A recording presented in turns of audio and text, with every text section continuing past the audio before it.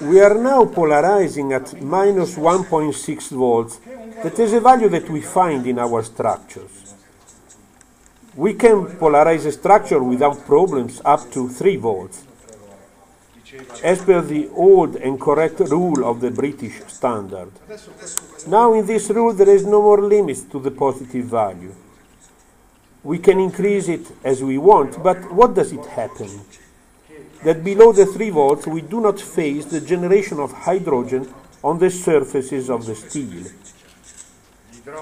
The hydrogen that is generated, since the hydrogen is a ore that goes with everything, and in particular during the electrolysis it is generated as nascent hydrogen H+, therefore that combines with everything, combines with the carbon that is dissolved in the matrix of the steel and generates methane. But methane generated at pressures that is even difficult to measure, pressures in the order of thousands of atmospheres. What does it happen? They disaggregate the steel. We have the corrosion crack due to overprotection. Then we must be careful. 1.6 volts is a very normal value.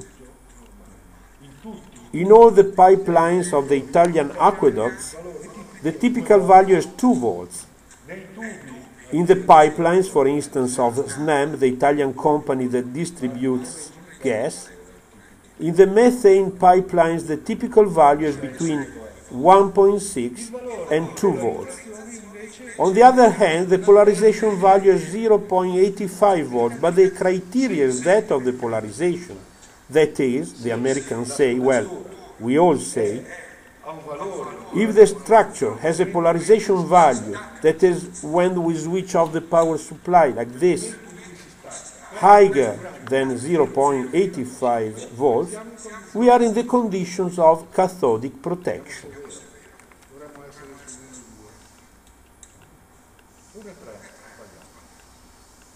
Let's see if it is true. We should be on the 1.2 volts, even 1.3 volts. If we had a recording, we could see that the polarization curve is a slow curve.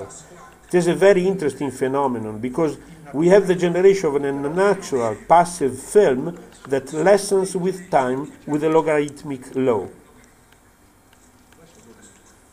Now let's reset the polarization back to 1.6 volts. And at last, let's start with our structure. Imagine an aqueduct in a very nice spot in Switzerland. During the night, there is no train traffic. People are all quiet. Also, our water pipeline is well polarized at 1.6 volts and feels well. In the morning, we have the first commuter train at 6 that crosses a zone far from the substation.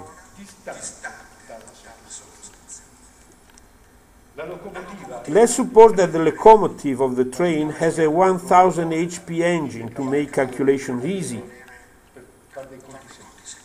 750 kilowatts. And it climbs trailing behind a few rail cars on the Swiss mountains. Out of these 750 kilowatts, the engine, that is an excellent Swiss electric motor from Braun Boveri, has an efficiency of 95%. Therefore, we have left some 30 kilowatts that we don't know where they go. Part of them is heat. We touch the motor of the locomotive and it is hot. However, not everything goes to heat. There is a percentage that remains in the windings and that determines a voltage drop between the motor and the rail. The voltage drop multiplied by the current that crosses our machine, 750,000 divided by 3,000, here,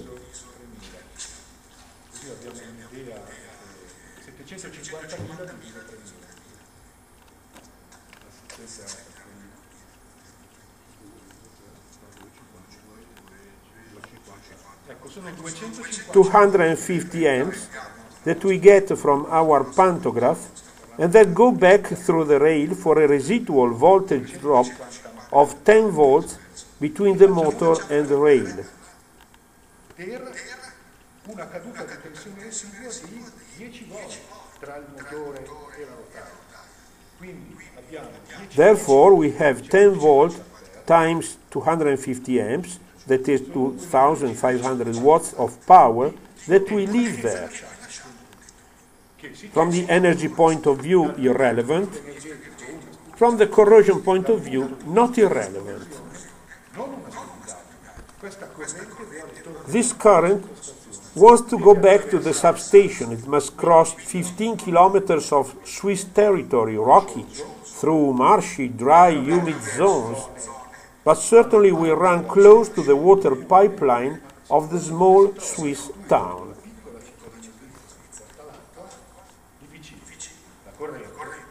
The current does not go where we want.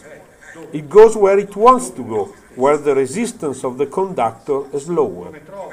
When it finds a failure in the insulation of the pipeline, zap, it squeezes in and goes back to the substation through the pipe. Where it finds another insulation failure, it gets out. When it goes in, nothing happens, but when it goes out... Now let's switch our power supply and notice the currents. Have you seen? When I have switched on this power supply at a minimum value, there we already have the effects. Now I increase the voltage, see what the power supply does.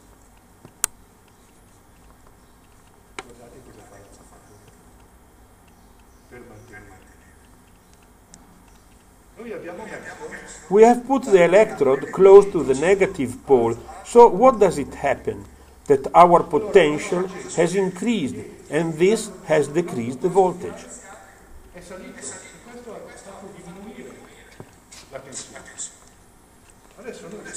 We now move our electrode.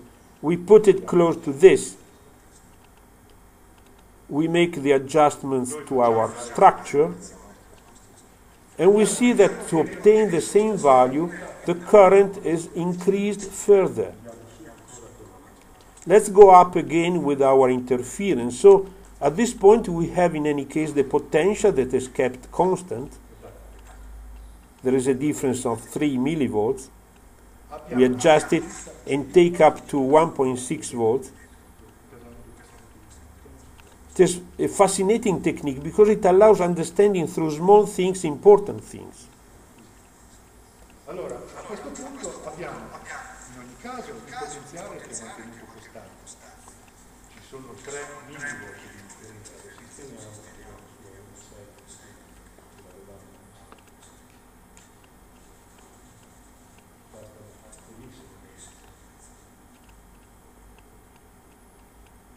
Una tecnica fascinante, perché consente con piccole cose di capire delle cose importanti. But in this bench here, in this moment, we are really in correspondence to our pipeline in Switzerland, with the locomotive that struggles and spits blood and current on the rail to be able to climb.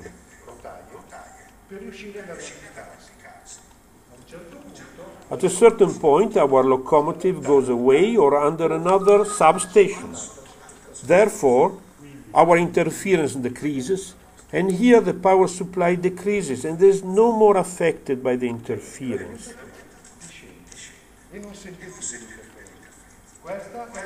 This is the stray current. That is not stray at all. We have an external generator and we have a pipeline immersed in a system where an electric field is created. This is a concept that you understand when you work. But if the situation of our interference remains, let's take the voltage back to about 8 volts.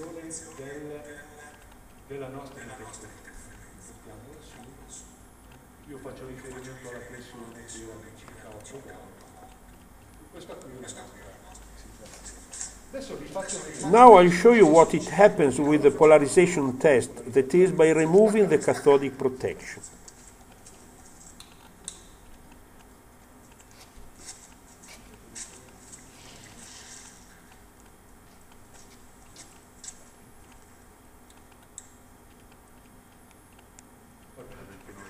Addirittura va sul positivo. It even goes on the positive, that is, the structure right when there is the crossing of the train is not protected at all. It is under heavy corrosion. Violenta corrosione. L'alimentatore di protezione catodica. The cathodic protection power supply saves us, but it is important to find the solution to the problem. How? Cosa si fa? Si va a prendere un diode. We go finding a diode. But this is another exercise.